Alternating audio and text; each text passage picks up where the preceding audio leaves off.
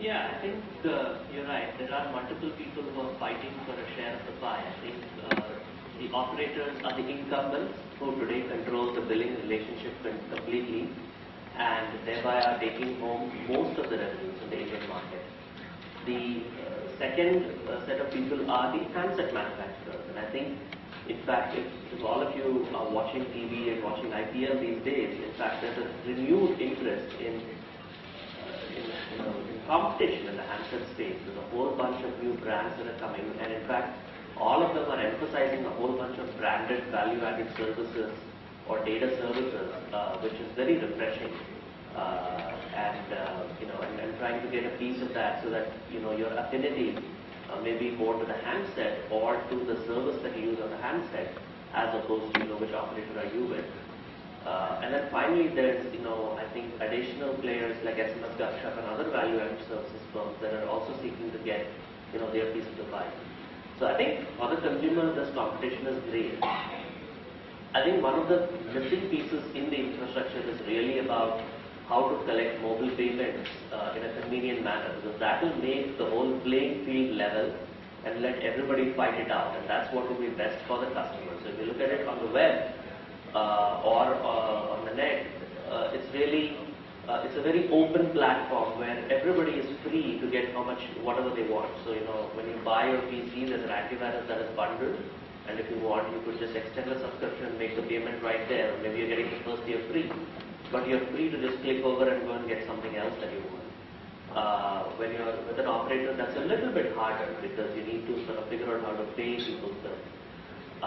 It would be very interesting to see if, for example, regulators require more convenient mobile payment systems. I think that will create a level playing field and enhance the innovation of the industry. Okay, so you probably highlighted one other issue that one has to deal with here, and that's to do with demand modeling. So, as an individual software developer, if you go forward with your idea, with the kind of scenarios that exist, I am not sure if any one of us is able to model the demand. So forget about mathematics. So where we have a situation of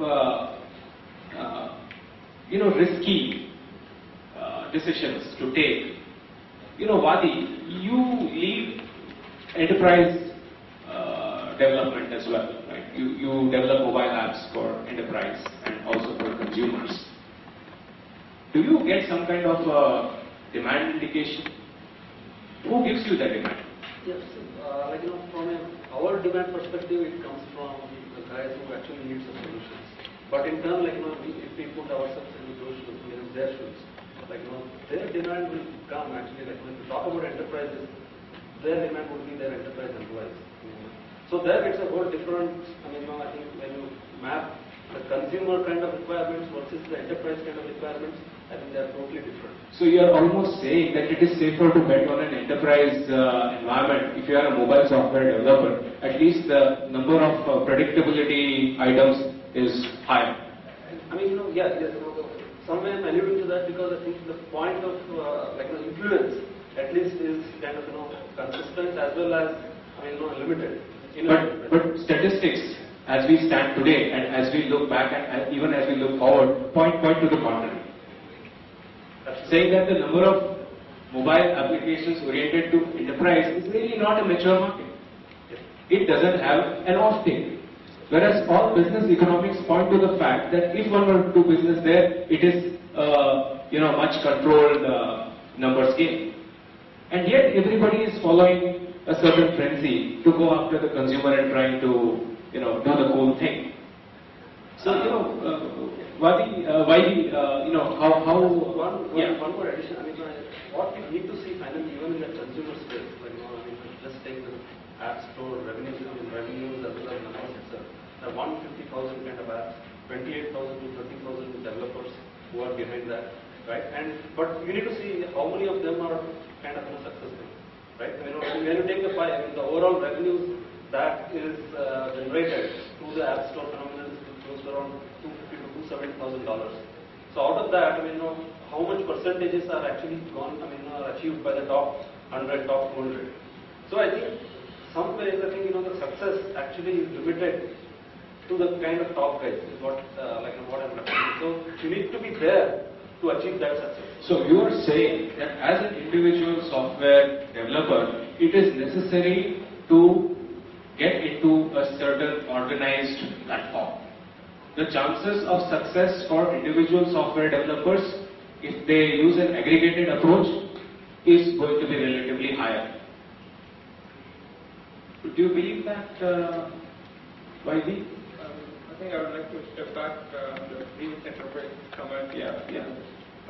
What we have seen is, partially agree with him in the sense others sound very contradictory. Depending on where value chain you are in, right? If I'm a solution provider for an enterprise, it's a safe thing to bet on, right? I mean, because you know that there is a assured client, and he's going to drive the market in terms of how to take that application, drive into the existing client base, how to put into the need kind of a thing. So that way I think it's good. So as an individual developer, can I go and develop an enterprise solution without having a client and without understanding their needs? It's going to be a difficult thing.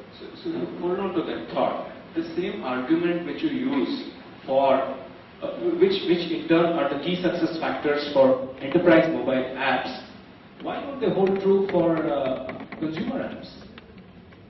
Supposing an individual software developer with the mindset thinks that type of solution and puts it in the consumer world, do you think that's the missing link today? Again, it's a matter of taking chances when it comes to individual and jumping onto enterprise solution and stuff like that. So one of the things which we strongly noticed, what we believe is application does not end as soon as you upload it to the App Store. How do you take this forward? How much you religiously take this app and you believe that it has a roadmap.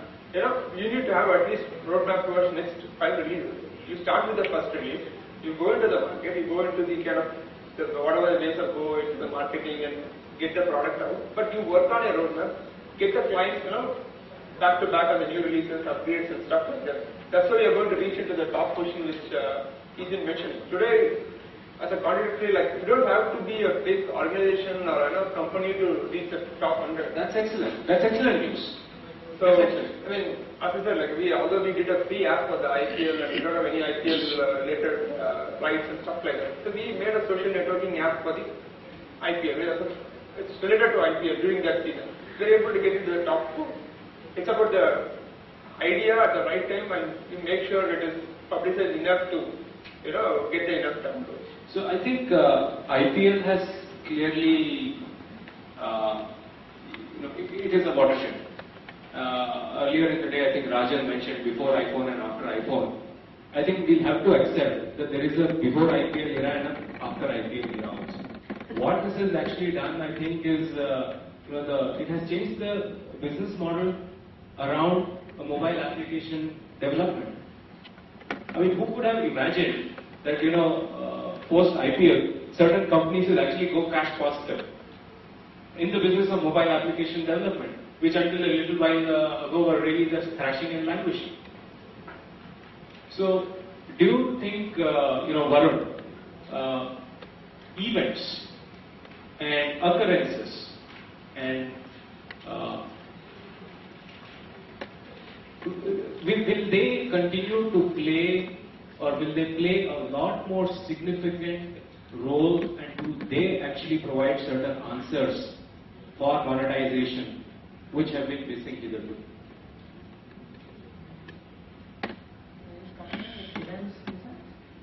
Take IPL for instance. Okay. You mean to say connected with such? Yeah. So I think if you take the Western market, as you say, it's been always there. IPL might be one of the first occurrences. So he says Western market is always there. So what's new? So why did we discover this so late? It's been there for Super Bowl. It's been there for quite some time. It's been there for US. You take the award ceremonies. Right. It's been a fan frenzy following. It's been a huge market for the mobile companies in the US for quite some time. ESPN, they have a mobile offering. So in the US or in the West, it's been for quite some time. But India, as you see, the IPL is one of the biggest things which has been happening as an event for in India. And the mobile app companies which have been working with the IPL or IPL offerings. For example, there are some game companies who have some great offerings in the games. even though the app is priced at a very like a higher level compared to the other apps in the store, they have a like successful number of downloads So hold on to that. Anybody from the audience would like to comment into why it is like that? I mean, he's clearly saying the NASCARs and the NBAs have existed, and we have seen that in the West. You've already spoken. Yeah, how much? So, you're talking about apps as content.